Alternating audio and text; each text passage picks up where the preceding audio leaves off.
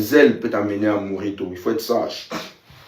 Moi, personnellement, moi, je suis plus connu que mon père spirituel. Je suis plus vu que lui. J'ai certains accès qu'il n'a pas. J'ai été dans des situations où des personnes même plus populaires que moi m'ont dit ouvertement, laisse-le vivre avec nous. Qu'est-ce qu'il va t'apporter? C'est l'erreur d'une vie. C'est l'erreur d'une vie. Est-ce que parce que ton parent a des manquements, tu l'abandonnes? Il y a certaines personnes qui peuvent abandonner. Mais est-ce que réellement, parce que ton parent a des manquements, parce que ton parent est extropié, est-ce que tu l'abandonnes à lui? Est-ce que tu te comportes comme le fils de Noé qui va raconter la nudité de son père? Ou parce que tu sais que ton père a des manquements, mais parce que c'est ton père, tu rentres avec la couverture par derrière pour couvrir sa nudité. Tu travailles à devenir quelqu'un, tu suis ses enseignements, tu suis ses conseils, tu suis ses prédications, malgré les injures qu'il reçoit, malgré les propositions alléchantes qu'on te fait, malgré ce qu'on te dit, viens, on fera ensemble, malgré la gloire que les autres qui t'invitent ont déjà. Est-ce que tu as la capacité de rester et dire, c'est là que Dieu m'a appelé? Alors si mon père spirituel n'a pas l'exposition que j'ai, je vais écouter ses conseils, écouter ses enseignements. Je vais devenir quelqu'un et j'irai lui donner aussi, partager la gloire parce que c'est lui qui a fait de moi. J'irai couvrir sa nudité. Comment tu te comportes? Ok, on va avancer. Donc après que Pierre ait fait cette pêche, Jésus a dit, viens sur moi.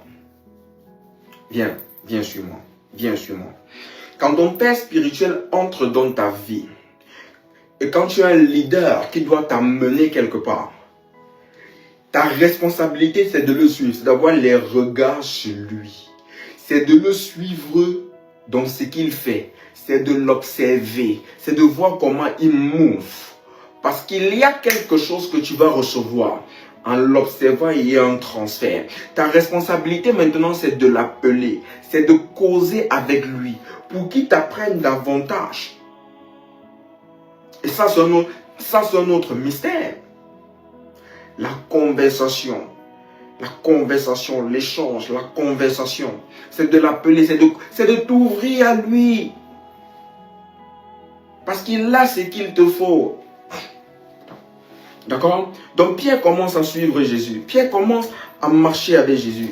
Pierre commence, Jésus va à gauche, il va à gauche. Jésus va à droite, il va à droite. Jésus tourne, il tourne. Il poursuit Jésus. Parce que tu peux être restauré dans le ministère. Tu peux déjà avoir été de nouveau restauré dans le ministère, comme je disais. Mais il manque quelque chose pour asseoir de manière définitive la gloire dans ta vie et t'asseoir de manière définitive dans une sphère de règne. C'est pour ça que tu dois continuer à suivre ton Père spirituel. Et Pierre continuait à suivre Jésus. Pierre suivait Jésus. Pierre suivait Jésus. Pierre suivait son actualité. Pierre le servait. Pierre était à sa disposition.